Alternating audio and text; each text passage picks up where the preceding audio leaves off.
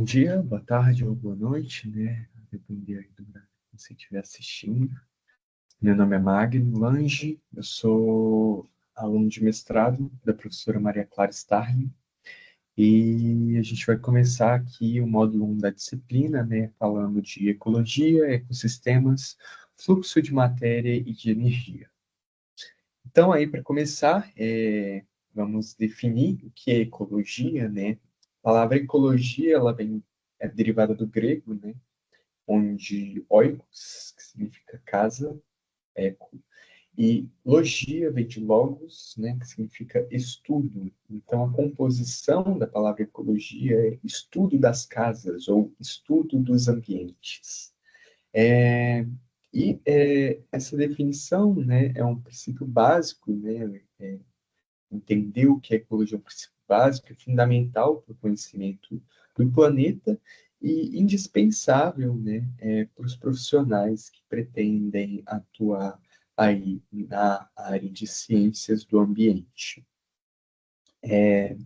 Então, a ecologia, né, ela aí tem como principal meio de estudo o meio ambiente, né, que é o conjunto, né? Então, não devemos entender o meio ambiente como um lugar físico, né? Um lugar no espaço, mas como um conjunto de condições que afeta a existência, o desenvolvimento e o bem-estar dos seres vivos, né? Então, esse conjunto de condições físicas, químicas e ou biológicas que vão favorecer ou desfavorecer o desenvolvimento desses organismos, né, dentro de um meio físico. Outra definição importante é a ideia da biosfera, né, que é um conjunto das partes da Terra, né, onde é possível que esses organismos habitem, então ali vivam, alimentem-se e reproduzam-se. Esse conjunto, né, engloba, então, a interseção entre a litosfera, que é a camada superficial sólida da Terra, né, composição aí do solo, das rochas que estão acima do nível do mar, e da hidrosfera, né, que é o ambiente líquido, então aí os corpos hídricos compreendem os oceanos, lagos, rios, riachos, córregos, etc. E da atmosfera, né, que é a camada de ar que envolve a Terra. O ecossistema, né, é a unidade básica de estudo da ecologia. Então, o ecossistema é um sistema integrado de seres vivos dentro de um ambiente físico, onde ele vai exercer aí, o seu ciclo de vida. Né? Então, um conjunto de seres vivos que interagem entre si e com o meio natural, né? De maneira equilibrada. E aí, esse de maneira equilibrada é muito importante, né? Quando a gente fala de um ecossistema, porque todo ecossistema ele tende ao equilíbrio. A gente vai ver isso mais daqui a pouco. E essa interação, né, ela ocorre por meio da reciclagem da matéria e pelo uso eficiente da energia solar, que é a nossa força motriz aí da energia dentro de um ciclo. Então, o ecossistema, né, cada ecossistema ele pode ser compreendido em um sistema aberto ou fechado. Para princípios de estudo do meio ambiente, nós vamos considerar quase sempre um sistema aberto, é, e esse sistema aberto, né, ele tem o seu início de produção de energia pela nossa força motriz, né, então pela nossa unidade primordial de energia, que é o Sol. Essa energia ela vai ser captada pelos produtores e transformada em biomassa, né, então em matéria. Essa matéria, né, repleta de energia vai ser aí passada pelo consumo dos herbívoros, pelo consumo de produtores pelos herbívoros e pelo consumo dos herbívoros e produtores pelos carnívoros, pela decomposição, né, da biomassa e dos produtores herbívoros, carnívoros e decompositores pelos decompositores, né, que vão fazer o ciclo dessa biomassa que vai ter aí retorno em forma de nutrientes para os produtores, e esses nutrientes, junto à energia solar, vão gerar biomassa e manter esse ciclo, né? É sempre importante a gente lembrar daquela frase do Lavoisier, né? Que é: na natureza nada se cria, nada se perde, tudo se transforma. Então, a energia está aí sendo transformada em matéria e recirculando dentro desse círculo, dentro desse ciclo, né? Dentro de um ecossistema. Então, dentro dos ecossistemas, né, nós temos aí a definição de dois termos, são eles a biocenose, que é o conjunto dos seres vivos que vão compor esse ecossistema, e o biótopo, que é o meio físico que compõe o ecossistema, então, o meio onde os seres vivos estarão habitando. E é o intercâmbio, né, contínuo de elementos e de energia, então, de matéria e energia, entre o biótopo e o biocenose, que compõem um ecossistema funcional. Esse ecossistema, é sempre bom a gente lembrar, que ele tende ao equilíbrio. Então, lembrando, a biocenose, né, o conjunto dos seres vivos, e o biótopo, o meio físico que compõe o ecossistema. E esses dois termos, né, a biocenose e o biótopo, eles vão ser compreendidos por esses elementos de um ecossistema, né, que é o elemento abiótico, então não possui vida, né, composto aí pela matéria inorgânica, né, a água, ar e solo, e o biótico, né, que é os seres vivos lá da biocenose. E a biomassa também compreendendo a biocenose, né? Que a biomassa é a quantidade de matéria viva em um ecossistema. Então, a interação entre o meio abiótico e o biótico que vão compor essa biomassa. Os seres vivos, né, lá os nossos produtores, eles vão fazer a captação, né, da energia solar junto com a água, os nutrientes ali presentes no solo, para dar origem à biomassa que vai ser consumida no restante do ciclo, é, compondo esse ciclo, né, de retorno da biomassa e da energia. E os ecossistemas naturais, né, eles vão ser divididos aí dentro de três grupos majoritários, né, sendo o grupo terrestres, então ali composto pelas florestas, campos, savanas, desertos, etc., onde nós vamos ter a interação entre os organismos e o meio, e o componente, né, aquático, dividido aí entre os meios ducícolas e marinhos. O ducícola, né? Então, os ambientes ducícolas ali de água doce, vão ser compostos aí pelos sistemas lênticos e pelos sistemas lóticos. E qual que é a diferença entre eles, né? Um sistema lêntico, e aí aqui um primeiro macetezinho, né? A gente está lembrando desse lente e está atribuindo a lentidão, então um fluxo lento. Isso é só um macetinho, viu? Eu vou já explicar qual que é a definição de lénticos, né? Então, aqui imaginem que isso é uma árvore. É, Lêntico vem de lente originalmente, né? Então, significaria que a capacidade desse meio de refletir, de servir como uma lente, é, que originou o termo, né? Então aqui nós imaginamos que a superfície, né, de um sistema lêntico, então de um sistema de fluxo lento, é, projetaria, né, iria projetar a reflexão aí dos objetos que estão na margem desse corpo d'água. Então, servindo aí como uma lente. Caso a superfície tivesse um fluxo mais constante, né, então tivesse um maior fluxo, nós não teríamos essa reflexão, essa imagem tão clara, né? Enquanto isso, os sistemas lóticos, né, não passam aí de sistemas que têm um fluxo maior. Então, que eles fluem, né? Esses são os nossos sistemas lógicos. Eles são lembrados do macetinho, então, lêntico-lênticos, né, sistemas mais parados, e lógicos, os sistemas que fluem melhor. Posteriormente, nós temos também os ambientes marinhos, né, que são divididos aí entre os oceanos, entre o oceano aberto e as águas de plataforma continental. Então, por que que nós dividimos os sistemas marinhos nesses dois termos, né? Os oceanos abertos e as águas de plataforma continental.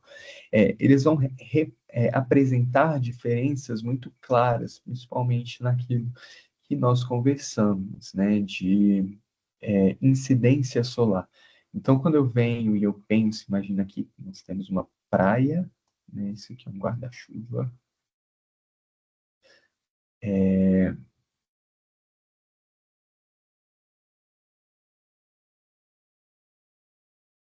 Então, aqui nós temos a nossa praia, né, o nosso guarda-chuva, e aqui nós temos o nosso sistema, né? Então, aqui, suponhamos que fossem o nosso águas de plataforma continental, e aqui o nosso oceano aberto, né, que sofre menos interferência dessa região costeira, né? E por que que eu estou falando isso? Essa região costeira, ela vai apresentar uma maior carga de nutrientes, né? Então, nitrogênio e fósforo, por exemplo, enquanto aqui nós vamos ter uma divisão, né, entre o que seria a nossa zona fótica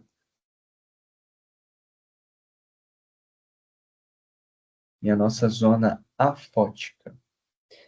Então, que tem incidência solar, né, a nossa zona fótica, e que não tem tanta incidência solar, a nossa zona afótica, né? Então, aqui nós teríamos uma característica de homogeneidade horizontal, né? Aqui essa diferenciação vertical, mas também aqui uma maior homogeneidade horizontal causada aí por falta de intervenções, né, ou de mecanismos que provoquem uma diferenciação entre essas zonas, né? Enquanto aqui na nossa região costeira, nós vamos ter uma maior quantidade de organismos, né, muito proveniente aí, tanto da nossa energia, né, quanto da nossa presença, né, de maiores cargas de nutrientes, né? E isso poderia gerar, pode gerar, né, uma maior pode não, gera uma maior biodiversidade, né, nessas zonas aí. Então, nós temos aqui uma maior incidência de plantas aquáticas, de corais, né, que vão estar enriquecendo a nossa biodiversidade. Então, por isso, nós fazemos a diferenciação entre os oceanos abertos e as águas de plataforma continental. Quando nós pensamos, então, nos nossos ecossistemas naturais, né, eles são muito impactados aí pelos fatores limitantes.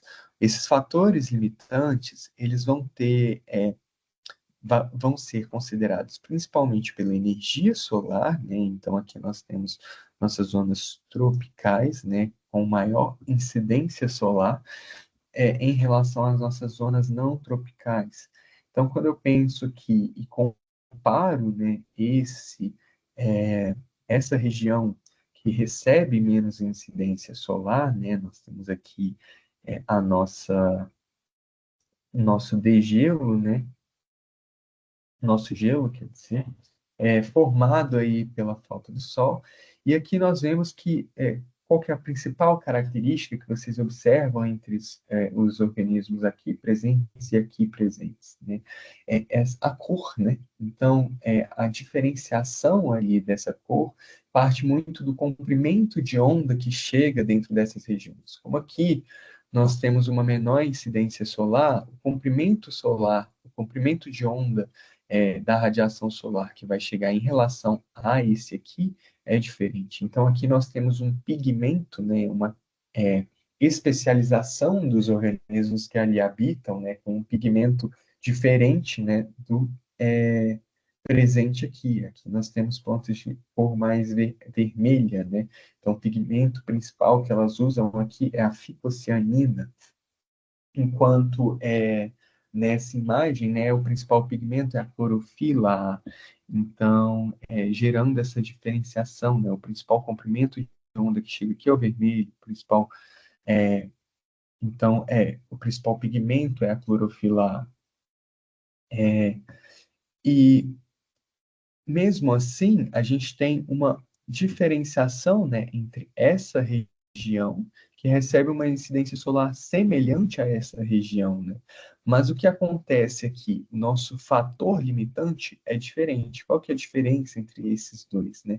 Aqui, as correntes de ar e as correntes marítimas, elas permitem uma menor chegada de umidade, né? Então, nosso fator limitante aqui vai ser a água, né? Nosso H2O.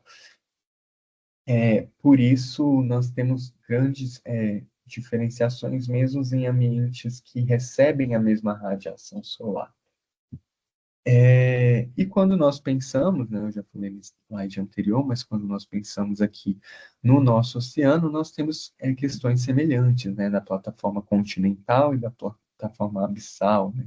Então, aqui a incidência solar é suficiente para que chegue ao fundo e nós tenhamos aí as nossas macrófitas, né, as nossas plantas aquáticas, que são gerando maior volume de produção, né? Embora o pulmão do mundo seja o fitoplâncton, né, que aqui habita, que são também produtores, né, é, mas nós não conseguimos essa diversidade tão grande quanto nós conseguimos na região costeira, né?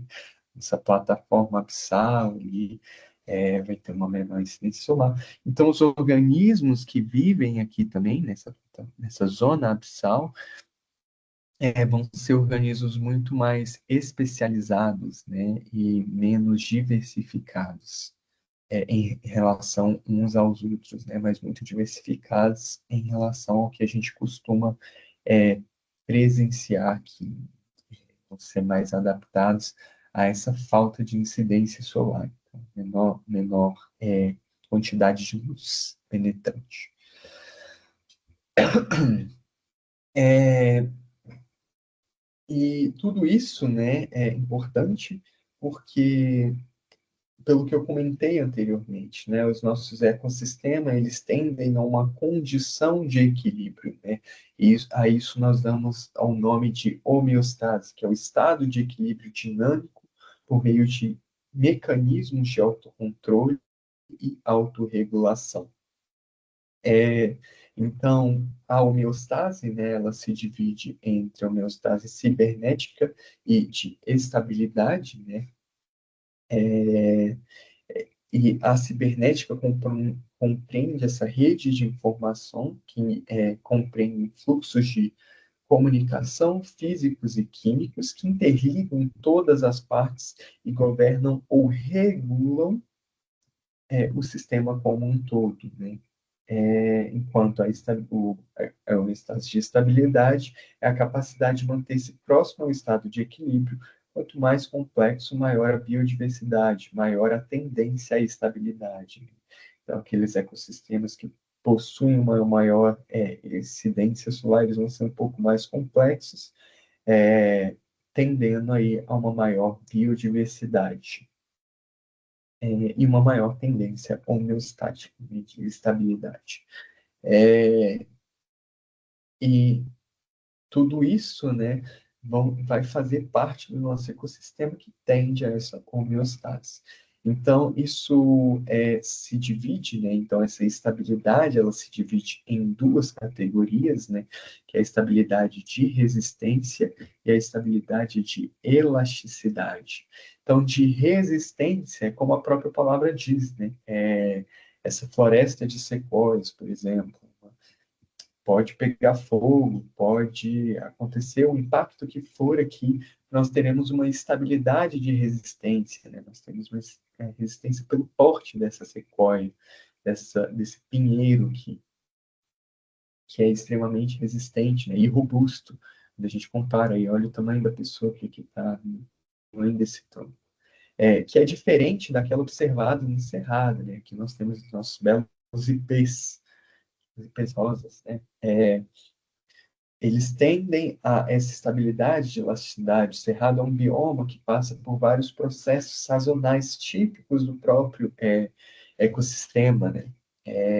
Por exemplo, aí é o Parque do Rola Moça, o Parque das Mangabeiras, que sempre pegam fogo. Esse ano já tivemos fogo de novo.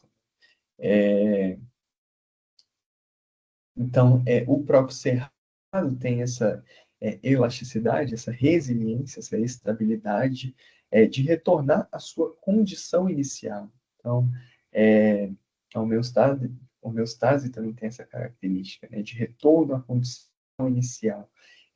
Essa é a nossa homeostase e estabilidade e elasticidade. Enquanto a de resistência é mais sobre permanecer nessa condição inicial, sem se deixar ser afetado pelo impacto, né, ou pela intervenção que ali foi causada.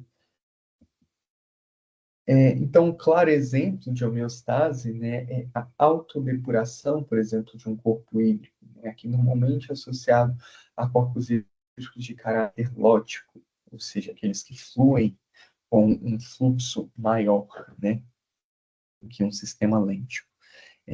Então, a homeostase, né, como eu falei, é essa condição de retorno à condição inicial. Então, nós temos aqui uma zona não poluída, né, que recebe um impacto.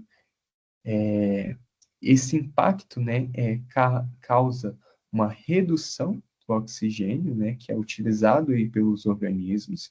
Então, gera aí uma zona de decomposição e séptica, que posteriormente, né, pela própria capacidade desse corpo hídrico, né, de retornar, então pela capacidade homeostática desse corpo hídrico de retornar à sua condição inicial, tem aí a sua recuperação, né? Então, após essa queda de oxigênio, né, causada aí pelo aporte de matéria orgânica, e a degradação dessa matéria orgânica leva a essa queda de oxigênio, que posteriormente retorna e nós temos aí novamente, né, a biodiversidade que foi encontrada anteriormente. Claro que esses corpos hídricos eles nunca retornam perfeitamente à condição que estavam antes, né? Eles sempre são um pouco afetados, mas eles têm essa tendência de retorno à condição inicial. Mas isso só se dá, né, obviamente, pelo impacto pontual, né? Então, se eu tenho aqui um corpo hídrico que sofre várias vezes esse impacto, né? Então, nós temos aqui vários pontos de impacto ambiental, de lançamento de esgoto, por exemplo, nós já não conseguimos fazer com que ele retorne à sua condição inicial, né? Ele vai ter aí o que nós chamamos de degradação. Essa degradação pode não ocorrer. Então, nós temos lá o caso do rio Tamisa, né? é, que foi considerado aí por muito tempo um rio morto lá na Inglaterra, que nós tivemos, né, vários desses impactos, e o rio não conseguiu retornar à sua condição inicial, né, e foi considerado aí um rio morto. Posteriormente, né, foi feita a recuperação desse rio e hoje ele tem aí, inclusive, populações de salmão, né, que são os peixes bem sensíveis. Então, essa homeostase, né, é, a, quando essa homeostase, né, esse retorno à condição inicial não é suficiente, nós chamamos isso de impacto ambiental, que é causado aí pelas interferências e pelas alterações profundas e continuadas, né, porque para provocar essa mudança no sistema, né, já que ele tem esse princípio de retorno à condição inicial, esse impacto ambiental ele tem que ser suficiente para ele tem que ser suficientemente profundo e contínuo para promover que a homeostase não seja suficiente para esse retorno, né, de condições não poluídas. Então, a ação do homem interfere nos sistemas de informação e levam à homeostase. Desse modo, o equilíbrio do ecossistema fica comprometido, pois o ciclo da matéria e o fluxo de energia são comprometidos pela ação do homem, pela ação antrópica. Então, aí, a homeostase não é capaz de retornar esse ciclo da matéria e o fluxo de energia anteriormente equilibrado, né, daquele ecossistema. Tudo isso é gerado aí pelos nossos impactos ambientais, né?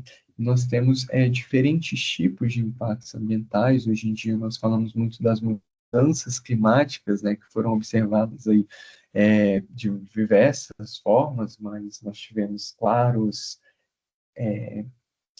impactos observáveis aí, né, no último ano, de 2024, pelas enchentes que nós tivemos na região sul do país, por exemplo, né, e pelas condições de extrema seca que foram vividas ali na região amazônica, por exemplo, ao longo do ano passado, né, de 2024, e desse ano de 2025.